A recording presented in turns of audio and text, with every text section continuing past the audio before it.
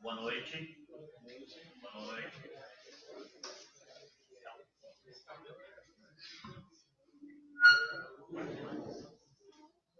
Alô, boa noite. Então, estamos aqui para dar abertura da segunda noite da semana acadêmica. Poxa, nosso povo deu uma fugida aí, né? Mas quem ficou, agradeço, então, quem veio prestigiar, né, os nossos palestrantes e prestigiar a semana acadêmica, né? Porque atrelado à semana acadêmica a gente está também com o nosso seminário, então terão colegas de vocês apresentando também. Depois dessa palestra terá a Rafaela, que vai apresentar um dos trabalhos que foi feito junto com o professor Leonardo.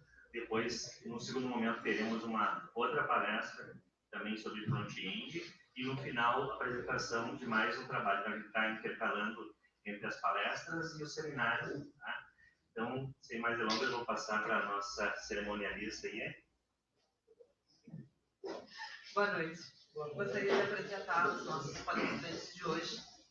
Gesiel Rocha, ele é gestor em TI, administrador de redes, trabalha há 20 anos em tecnologia, crê fortemente que tudo pode ser feito com software livre, atualmente administrador de infraestrutura de TI do 2º tabelionato de protestos.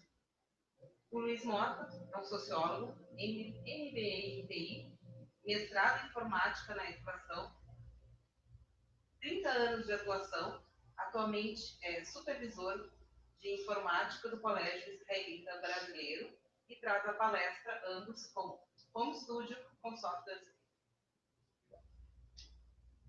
Uma salva de palmas para os palestrantes. Obrigado.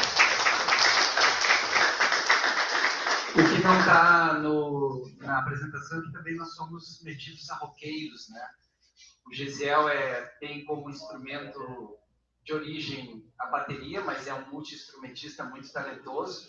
Eu tenho como instrumento de origem a guitarra, mas eu não consegui passar disso aqui porque eu sou da geração do punk rock, né? Então eu fiquei aqui na guitarra e me esforço bastante, há algum tempo, há quase 30 anos, para tentar tocar a guitarra. E essa palestra, a gente vem há algum tempo com essa palestra, evoluindo. Nós começamos a ministrar essa palestra no Fórum do Software Livre. E antes da gente passar para a questão técnica, como eu fui apresentado como sociólogo, na realidade eu gosto de me apresentar mais como bacharel em ciências sociais e não exerço a profissão de sociólogo. E por que tu te formaste em ciências sociais? Porque o impacto da tecnologia digital de informação e comunicação das nossas vidas é tanto que eu, como profissional de tecnologias, me senti impelido a entender este impacto que a tecnologia está causando nas nossas vidas, como, por exemplo, a nossa palestra sendo transmitida aqui ao vivo pelo Facebook. E, nesse sentido, queria fazer um preâmbulo, uma introdução, mais como um depoimento de um homem de 56 anos que comprou a sua primeira guitarra em 1982, onde ter uma guitarra ainda em 1982 era uma coisa que meio que nos desclassificava como pessoa humana, né? Roqueiro naquela época, ter uma guitarra naquela época era um negócio meio perigoso. Trazendo para o contexto da nossa palestra, o Gesiel, embora ser um rapaz um pouco mais novo que eu, 6 anos, 7 anos mais novo, mas não mais, né? O Gesiel é novo. Nós dois enfrentamos um mundo onde a gravação ou registro de música de qualidade estava restrito aos estúdios de gravação. Eu me lembro muito bem, em 85, 84, 85, ter escutado falar de uma banda chamada Replicantes, que era uma coisa que eu conseguia tocar, e descobri que eles gravaram na Isaek. Isaek era um estúdio aqui na Senhor dos Passos, que era da Igreja Católica, numa igreja que tem aqui. E os Replicantes gravaram ali na Isaek, a gente foi na Isaek e tal, e era muito difícil de gravar. O nosso último trabalho juntos foi com uma banda experimental, que a gente misturava som pesado com jazz. A banda se chamava 10KPMR. Não me perguntem o que significa a letra, porque a gente não fala, é impublicável. Mas, enfim, esse último trabalho que nós tivemos na mesma banda, já nós gravamos em home studio, mas não com software livre. Então, nós registramos as baterias em estúdio, bateria acústica. E hoje a gente vai mostrar para vocês que é hiper viável, é super viável fazer uma gravação de qualidade em casa, com um equipamento doméstico, com uma interface de áudio que a gente pode classificar de baixo custo. Isso aliado ao software livre. Antes de passar a palavra para o Gesiel, vamos fazer uma pequena sondagem. Quem é que toca algum instrumento? Levanta a mão, por favor.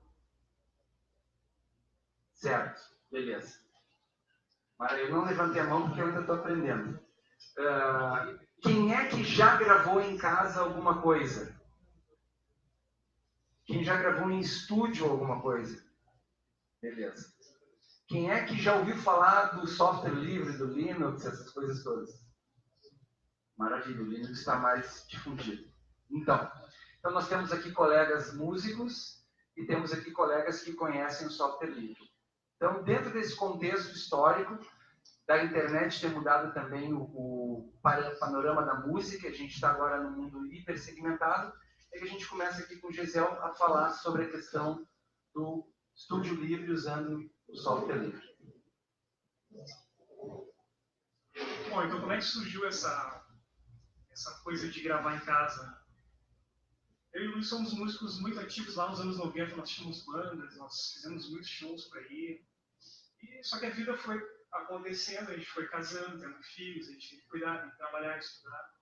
E começou a ficar um pouquinho inviável essa coisa de ensaiar, marcar ensaio, vamos se reunir para compor, vamos viajar para fazer shows. Isso começou a ficar um pouquinho difícil.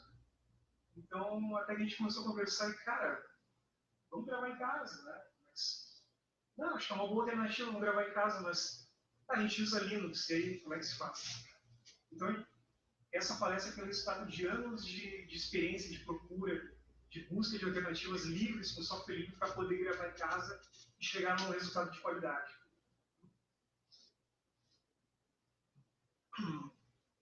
Então, nós temos aí, por que usar o software livre? O primeiro item que ele mostra, ele tem o kernel de baixa latência e seus derivados e o jack. O que é isso? Como o Linux é um software livre, é permitido que o kernel sofra alterações para captar melhor o som. Ele vai ter uma baixa latência. A latência é o tempo de resposta entre a captação e a busca no computador, né? Como é que ele vai registrar esse som. Então ele tem um kernel de baixa latência que permite isso aí. Então nós vamos ter um resultado muito bom, o que não acontece tanto com outros sistemas operacionais. O segundo item é que nós temos uma infinidade de DAWs, plugins e outras opções livres. Aqui eu deixei passar o jack, né? O jack seria um motor de som, né? É um sistema de som que o Linux permite que trabalha com essa baixa latência. Só explica o que é DAWS. O DAWS é Digital Audio Workstation, né? Como o software é livre, a gente tem muitas opções para poder trabalhar, né? Em seguida a gente vai mostrar com ilustrações como é que funciona essa parte das DAWs. A estabilidade não vai te deixar na mão, né? Então o Linux tem uma estabilidade maior. Não sei se você sabe, quando ele trava alguma coisa, a gente consegue matar somente o que está travando e consegue retomar o sistema a partir dali, né? A gente teve experiências anteriores com Windows, né? A gente não foi tão feliz, a máquina recebava toda hora, a placa de som travava, né? Então o Linux a gente considera mais estável para fazer isso aí. Desktops leves. Tendo esse kernel de baixa latência, o processamento da máquina não fica tão alto. Então fica muito fácil trabalhar com Linux, não precisa comprar uma super máquina para poder processar o som. Rápidas atualizações e melhorias. O software livre ele gira muito rápido, né? O software que a gente vai mostrar hoje aqui, daqui a um mês, ele está bem diferente, está bem melhorado. É uma comunidade, são comunidades mundiais que trabalham em torno do software. Sempre tem aquela frase, né, quando o programador brasileiro vai dormindo, já quando está acordando e vai continuar o processo até melhorar ele.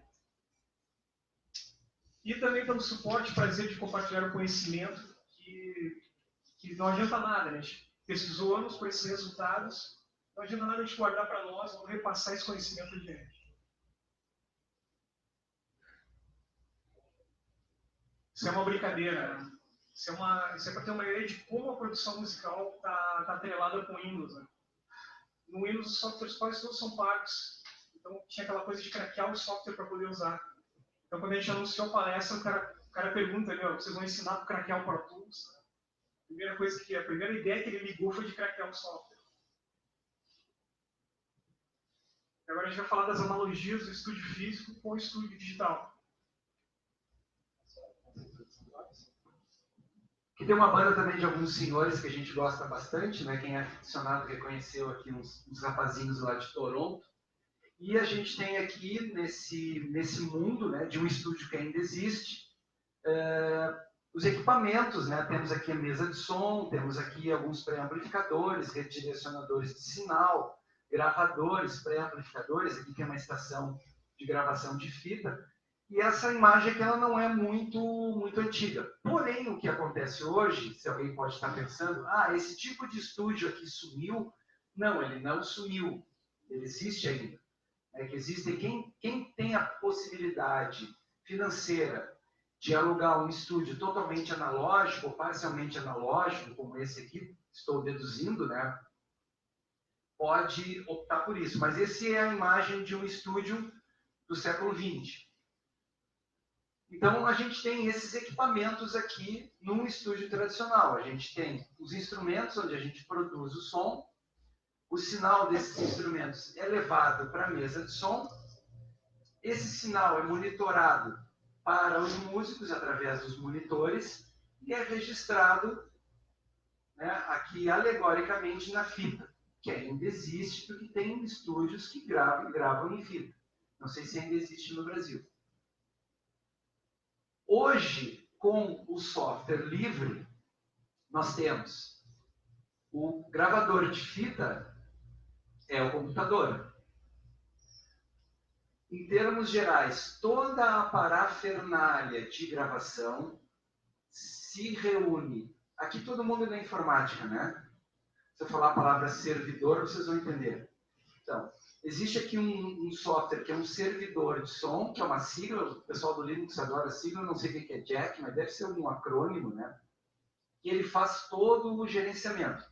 Graças a Deus, os instrumentos ainda existem, né? A bateria existe, embora a bateria eletrônica, o Gesiel vai mostrar que aí é mais um métier dele, mas a guitarra continua sendo de madeira e aço. E todos aqueles periféricos que vocês viram no estúdio lá dos guris do Canadá, agora eles são simulados ou emulados, né? E o resultado é o que a gente espera de uma gravação. A melhor qualidade sonora possível relativo ao equipamento que eu tenho.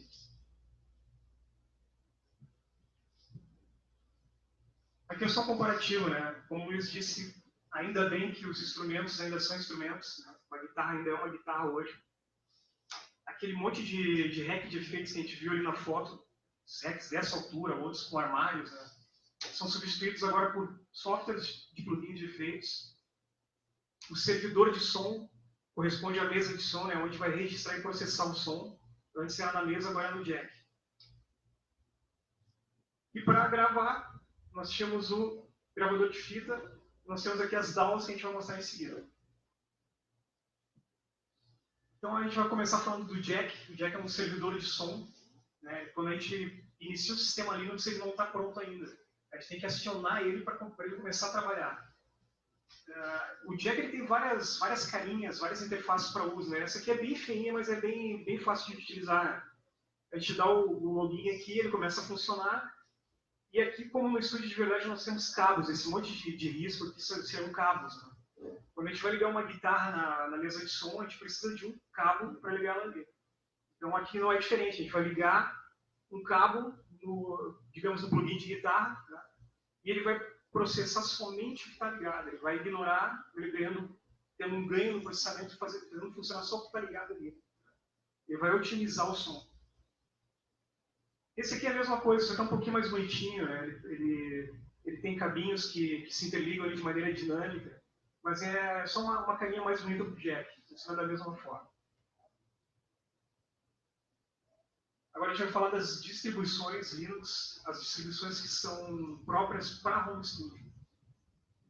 Nós temos aqui várias opções, na verdade, né? O Ubuntu Studio, que tem o patrocínio digamos assim, da Canonical, né? Que é a empresa que faz o Ubuntu oficial.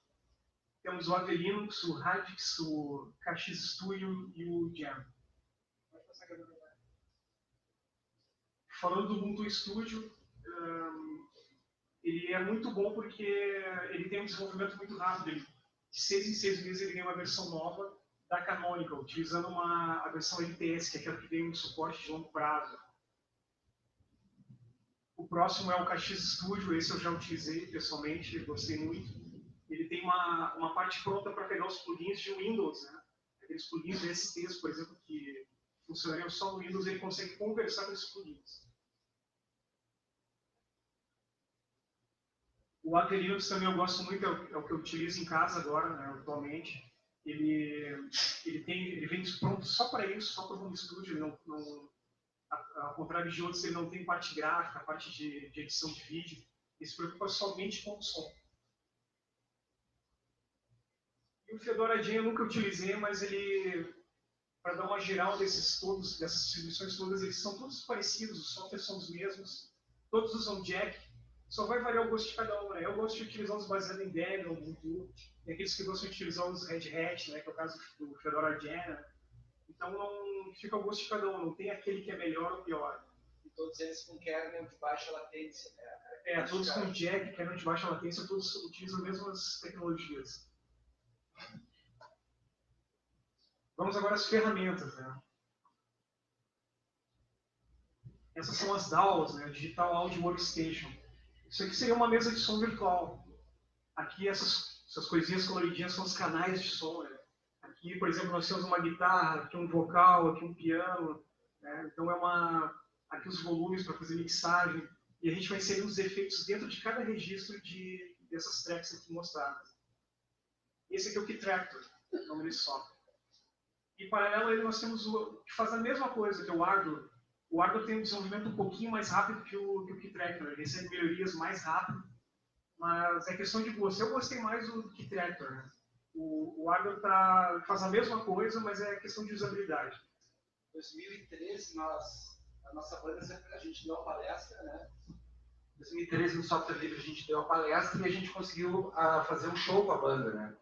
No mesmo dia, se apresentou um rapaz, sem banda, mas com as trilhas gravadas, ele fez violão e voz. O disco inteiro dele foi gravado e, acho que, finalizado também no Ardour, né? E a gente tinha produzido, nós tocamos aquela vez uma música que a gente produziu, foi horrível, a música, não, até que estava legal. A música, a gente fez uma versão meio punk rock do Free Software Song do Stallman, que nós produzimos e gravamos com software livre, né? Tem umas histórias engraçadas, mas eu não vou falar. Bom, como ele passou a bola para mim, eu sou metido a guitarrista, quem toca guitarra ou toca baixo ou é aficionado de música já prestou atenção que todo guitarrista ele tem um conjunto de... aqui para aparecer, parece que tem uma voz do Aranha. Oi, pessoal. Conjunto de efeitos que normalmente os guitarristas acionam com os pés. Os guitarristas chamam isso de pedaleira. Ou o guitarrista tem os efeitinhos individuais ou tem um processador de efeitos. Não é diferente no Linux, né? O Linux tem 2 processadores de efeitos que são bem famosos, o Haka-Hack e o Guitarix. Todos eles emulam. Esse aqui tem, a gente pode dizer que tem uma centena ou algumas centenas de efeitos para serem agregados ao som. E o Guitarix é um pouco mais simples, mas se eu estiver enganado, Gisele, me corrija, ele é mais para pós-processamento, para emular amplificadores. Mas ele tem efeitos. Então, uma combinação, na hora de gravar a guitarra ou baixo, é tu ter um processador de efeitos e um emulador de amplificador para que tu possa obter os timbres aqueles que tu desejar mais, né? O guitarrista e o baixista normalmente são meio nerds, né? A gente gosta de experimentar, tal amplificador com tal caixa, vamos jogar 2 amplificadores, e isso é a origem do som pesado, né? O Jimi Hendrix colocou um amplificador Marshall como entrada, de outro amplificador Marshall, e com esse arranjo, ressignificou todo o som da guitarra dali para frente, utilizando a distorção do sinal. Bom, agora eu vou passar para o baterista. Esse é um dos meus prediletos, é o Hydrogen, ou Hydrogen. Ele é um simulador de baterias com timbres realísticos. Né? Então ele tem uma ampla infinidade de recursos ali que são bem interessantes. Por exemplo, tem um recurso chamado Humanizer, para deixar a batida mais humana possível. E essa bateria dá para montar com os dedos, dá para montar com bolinhas, né? E também é possível ligar no sinal MIDI. Quem tem um brinquedinho desse aqui, eu tenho um desses em casa, eu consigo ligar os pads dele nos timbres. Por exemplo, quero pegar o timbre do John Bonham, né? Consigo ligar e nesses pads de borracha eu consigo tocar a bateria do Led Zeppelin. Né? Tem informação que a gente fez? E agora, para os tecladistas, nós temos dois que indicamos aqui, o Etsynth e o Zin ADD Subfuse, esse nomezinho bem complicado. Esse aqui é um pouquinho melhor, ele já vem com um monte de bancos de som, dá para baixar bancos de som na internet e colocar nele. Esse outro aqui trabalha com aquelas sound founds, né, que são bancos de sons. Tem gente que consegue fazer o download de bancos de som de teclados profissionais e consegue colocar na internet. E esse aqui possibilita importar para ele e fazer praticamente som de qualquer coisa, som de animais, som de trompete, de uma orquestra inteira, dá para colocar tudo ali e tocar, pode ser até no teclado do computador, pode ser, quem tem aqueles tecladinhos MIDI, né, de, sei lá, 25 teclas, dá para tocar ali, pode fazer o que quiser. E esses são os plugins de efeito. Esse que vocês estão vendo aqui é o Calf, se chama Calf. Ele tem todos aqueles principais efeitos de estúdio, né? Por exemplo, gate, reverb, echo, compressor, né? Tudo isso aqui ele tem somente os básicos para aquilo que o estúdio profissional precisa. Né? E o software livre, só retorno um pouquinho. E o software livre ele tem vários tipos de efeitos. Tem aqui o LV2, o DSSI, o LASPA, o VST. O VST é aqueles que funcionam com Windows, né? Mas também tem a parte de Linux, é um pouquinho diferente, mas também funciona. O LASPA também é um banco de sons que é usado a partir do Audacity. O DSSI é mais para o pessoal do MIDI, né? O pessoal que toca teclado. E o LV2 também é uma nova vertente de plugins que está surgindo aí. E para masterização tem aí o Jamie, né? Que é o único software que a gente encontrou próprio para fazer isso. E eu pessoalmente achei ele um pouquinho complicado, eu prefiro fazer uma masterização com equalizadores, né? Mas não existe nada, pelo menos não encontramos nada que fosse próprio para fazer essa masterização. Então ele vem com presets de som, né? Eu não consegui gostar de nenhum resultado que ele me deu ali, mas como vocês podem ver, tem uma grande capacidade de equalizações e ondas de som ali. E aí nós temos outros projetos, né? Então, para vocês verem como é grande o universo do software livre, o Jack Trip, o que é isso? É uma tecnologia na qual o cara vai tocar em casa, por exemplo, uma guitarra, ele vai enviar pela internet um sinal MIDI, e esse sinal MIDI vai ser processado na casa do colega de banda dele. Ou seja, vai ser um ensaio virtual pela internet quase em tempo real, porque o MIDI é muito rápido, né?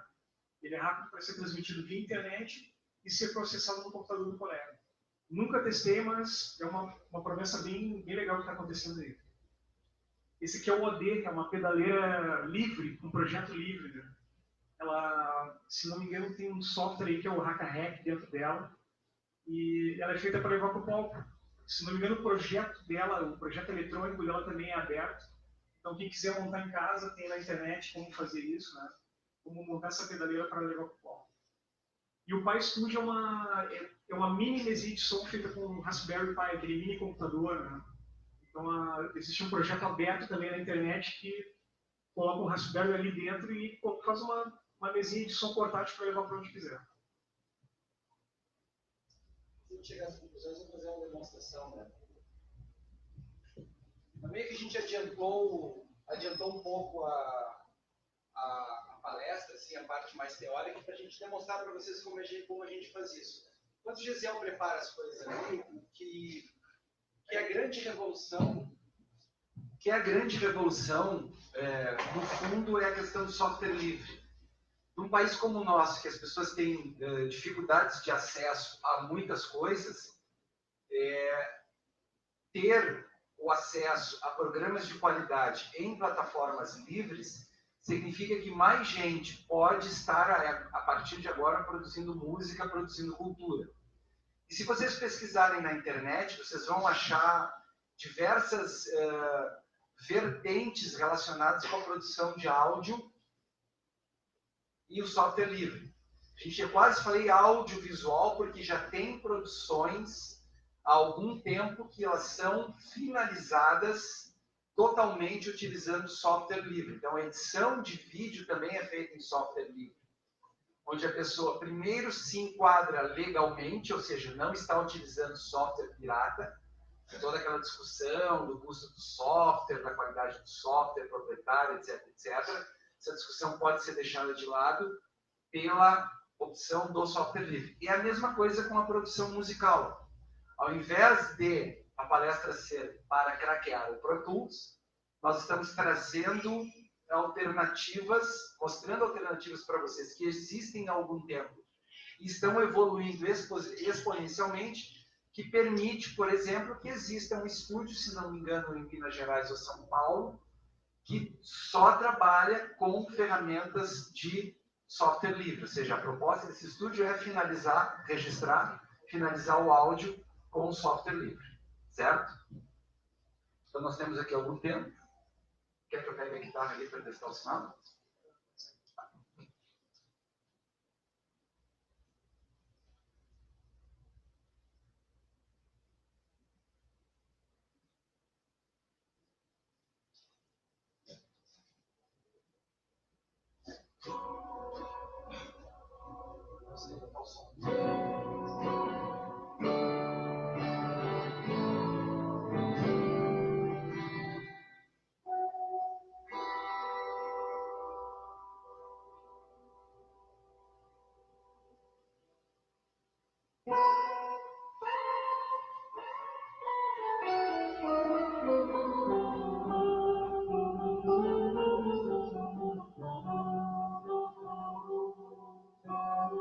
Parece uma cítara, né? Aí já a escalinha árabe já começa a aparecer, né?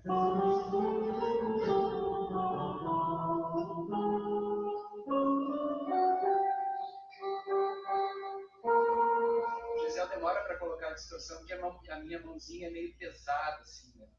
Uma vez eu fui convidado a tocar numa banda cover que tinha uma de Lulu Santos e ficou meio parecido com o Slayer, né? Então aí eu meio que me distanciei um pouco do pop rock e tal, né?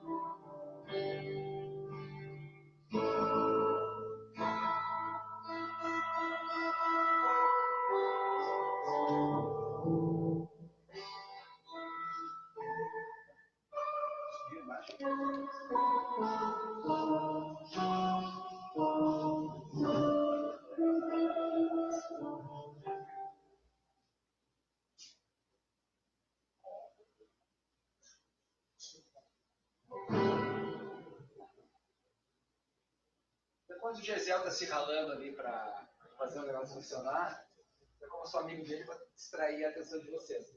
Então, o que a gente tem aqui? A gente tem aqui uma interface da Behringer, que nós carinhosamente chamamos essa interface de berinjela. Essa interface dele aqui é mais sofisticada, que é a minha. Essa interface aqui permite ligar microfones, então ela tem uma coisa chamada Phantom Power para alimentar o microfone, e ela custa em torno de R$280.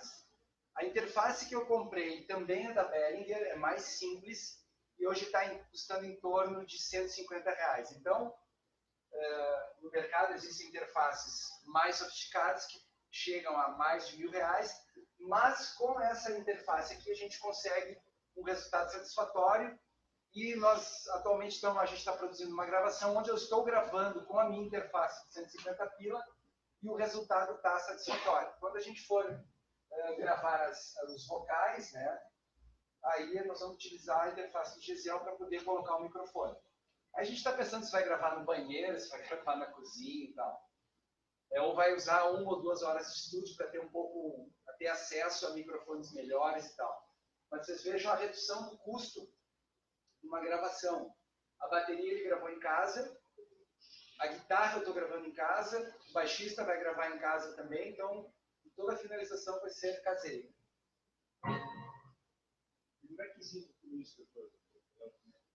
A junção do processo ele é muito parecido com a do mundo real, né?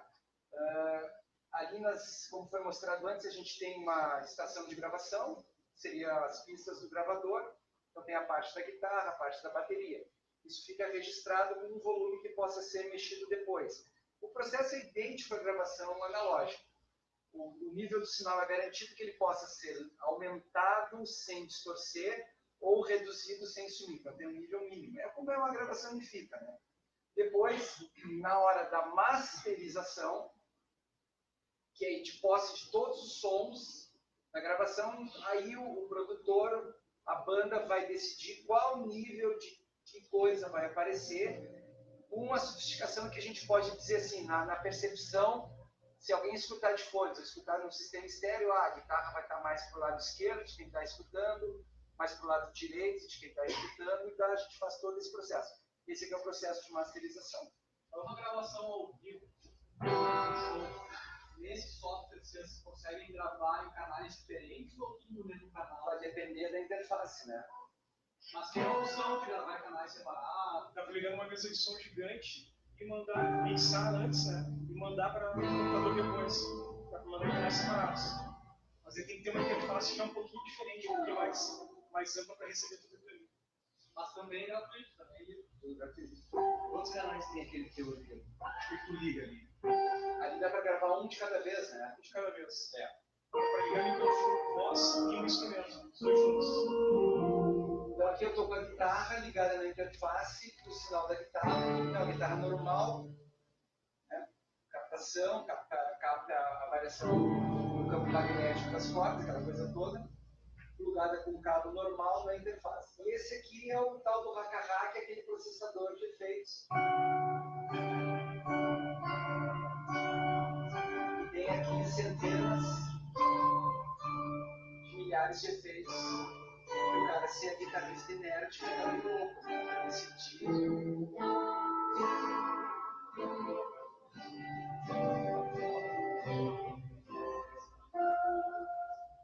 Vamos trocar uns efeitinhos aqui.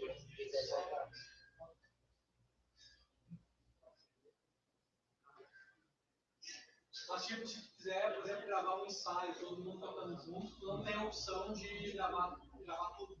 Tipo, colocar uma mesa... Tu pode, por exemplo, ter uma mesa para captar a ambiência, né? Ou um microfone para cada instrumento, um para bateria, um perto da guitarra, um perto do amplificador de baixo e tal. E fazer isso. Na realidade, esse sistema se torna melhor para registrar e finalizar. Né? Quando o Jack Trip for mais desenvolvido, talvez isso seja possível. Né?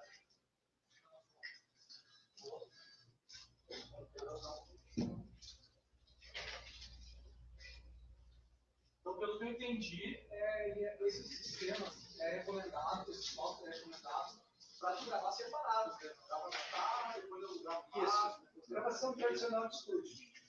Aquela gravação padrão mesmo. Isso. Porque é a velha história do custo versus o benefício. O resultado que tu obtém utilizando essas ferramentas, ele é muito proveitoso. Assim, fica espantado. Eu me espanto ainda. Imagina. Eu sou da época, né? Minha época é agora. Eu sou da época que isso era muito difícil. Tinha que recorrer a um estudo.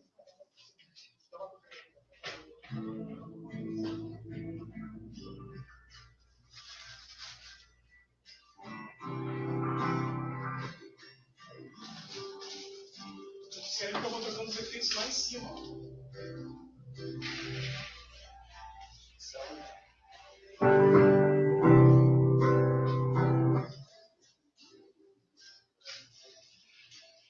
Como se tivesse uma pedaleira virtual no computador. E aqueles projetos de pedaleira pegam esses softwares, embutem eles e trazem esses controles através de relacionamento de controles analógicos, né? Para quem poder pesquisar e trocar, né? Gostei desse aí. Cadê a loucura?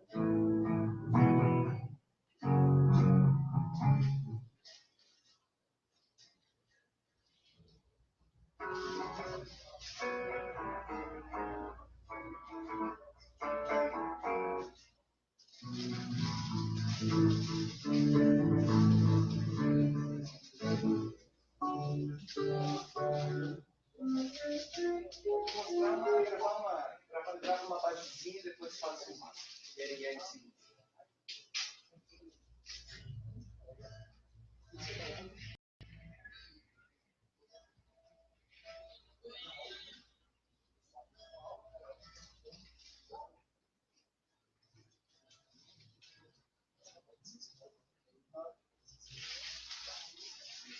Agora a gente vai mostrar o processo da gravação, como o senhor perguntou, né, como é que faz, né? A gente vai mostrar rapidamente. Vou gravar uma sequência de acordes aqui na... Esse aqui é o Key Tractor, né? É um gravador multipista. Eu vou abrir um canal aqui, ó. Vou marcar aqui áudio. E vou dar um OK. Aí eu vou marcar aqui para gravar. Ativei. Agora eu vou... Toca um pouquinho, Luiz.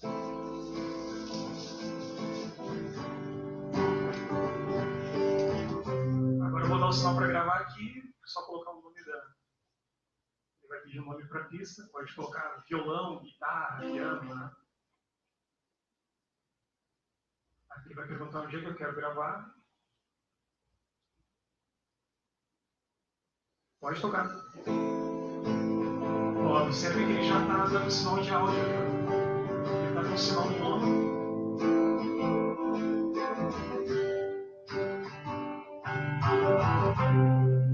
Eu estou mudando o efeito dele.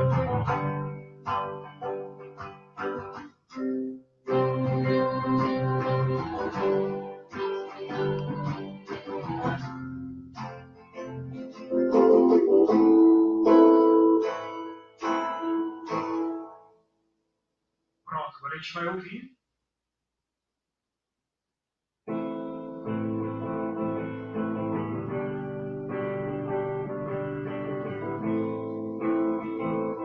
E aí eu vou adicionando os outros instrumentos aqui embaixo.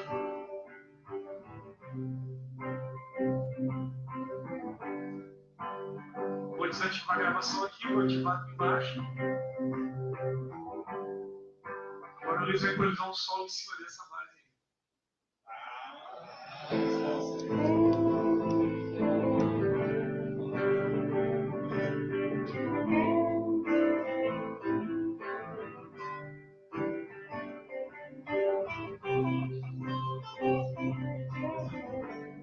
Tá bom. Eu estava tão ruim assim. Baterista, né?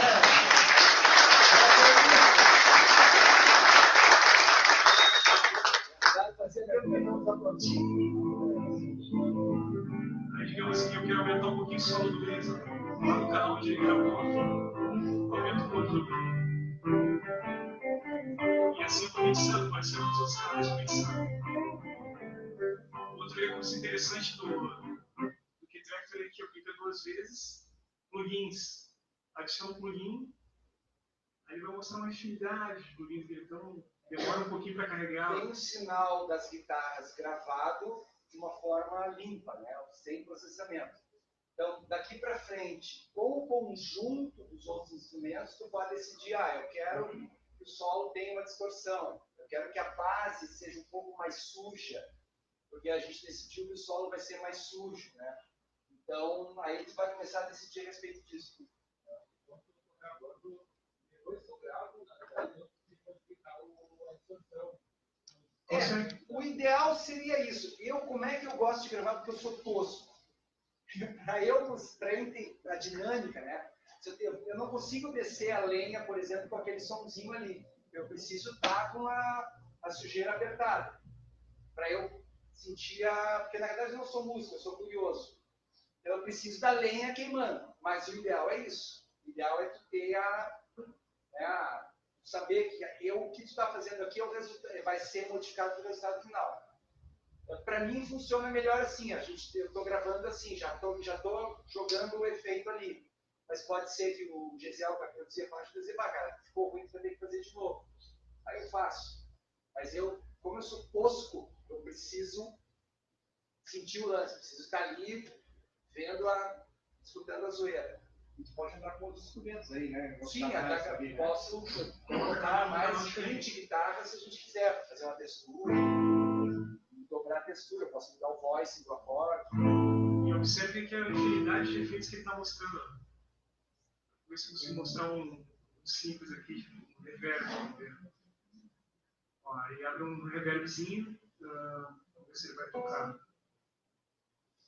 Vou tirar o da armário para gravar aqui.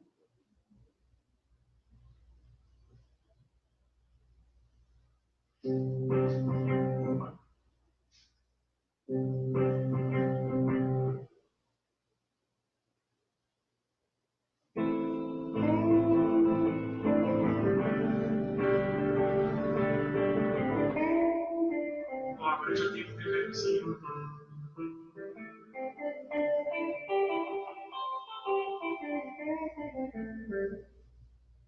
Então isso aqui é só uma brincadeirinha do muito que dá para fazer com isso.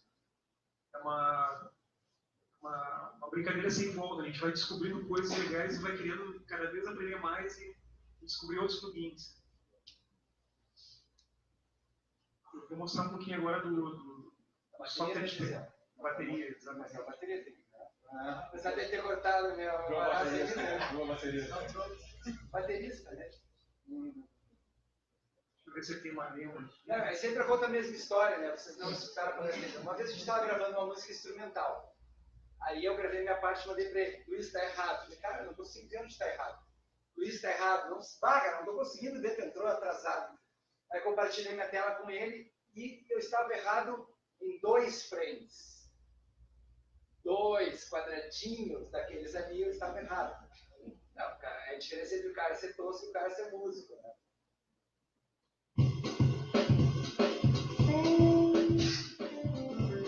Isso é uma demo do software de bateria, né?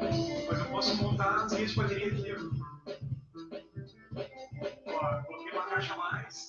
Vou colocar aqui um bumbo.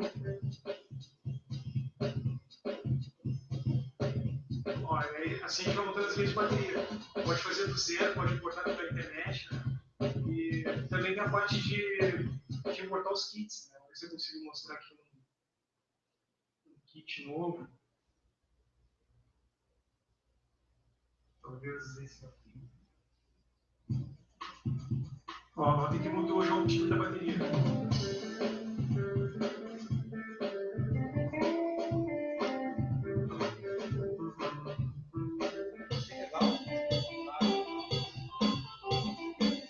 Agora vou mudar o time da bateria de novo.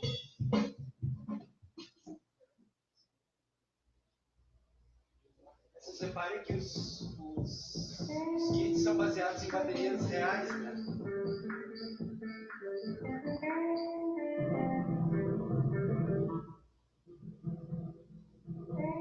Inclusive tem timbres de bateria sintetizados, né? Vamos ver se vocês estão ouvindo bem estranho.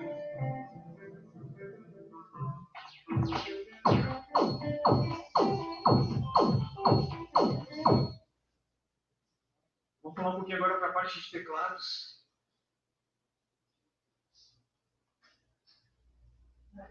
Esse aqui é o que eu mais gosto de usar, o nomezinho dele é o ZinADD Sub FX. Ó, eu estou com ele aberto, não tem som nenhum. Por quê? Porque não tem um cabo ligado nele. Então vamos ligar um cabo nele aqui.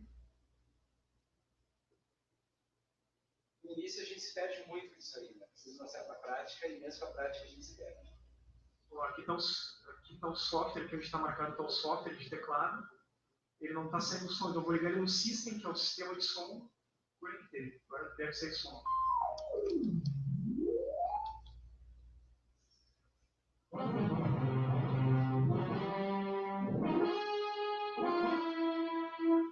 Dá para tocar no teclado do computador.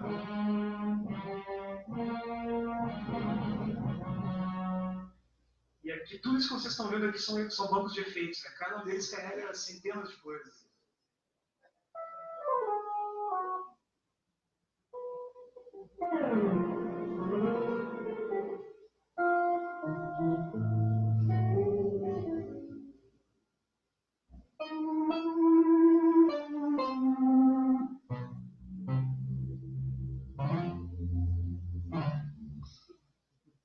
Uma pessoa que está produzindo um filme, por exemplo, pode fazer uma trilha musical também utilizando um sintetizador do próprio computador.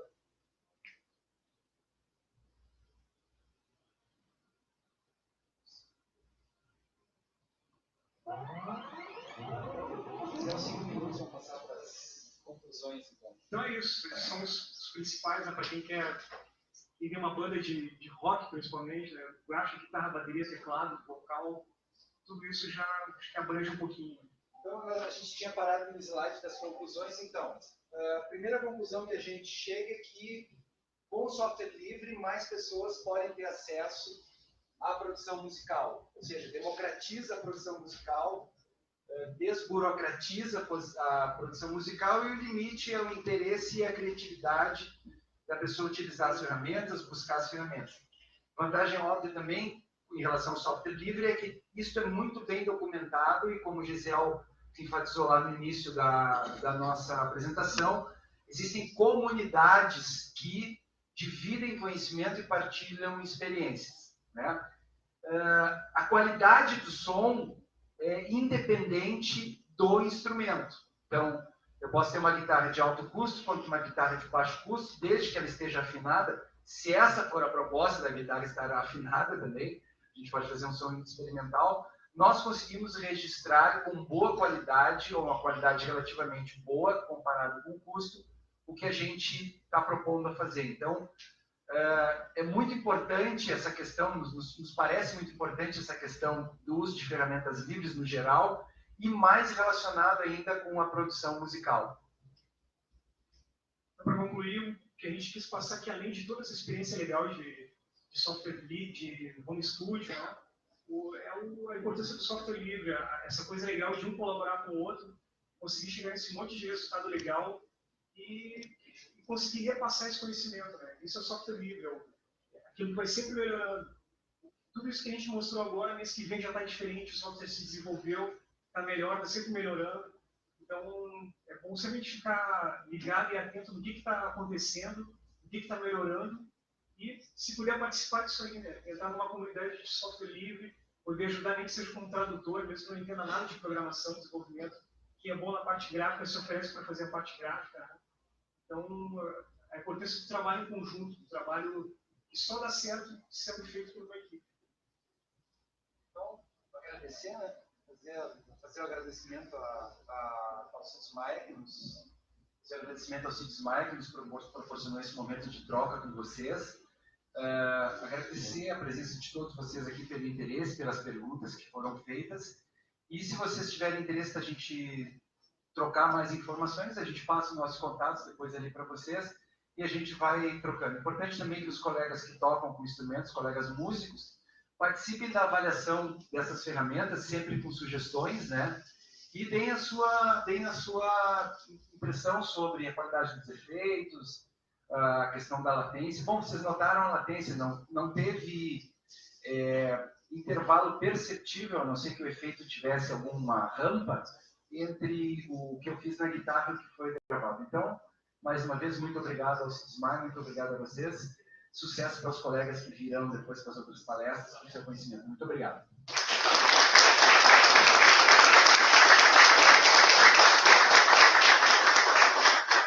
Gostaria de agradecer a palestra de vocês e oferecer um mimosinho. Opa, muito obrigado.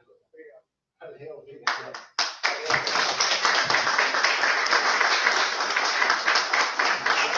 Eu gostaria de convidá-los ao coffee break. Todos são convidados.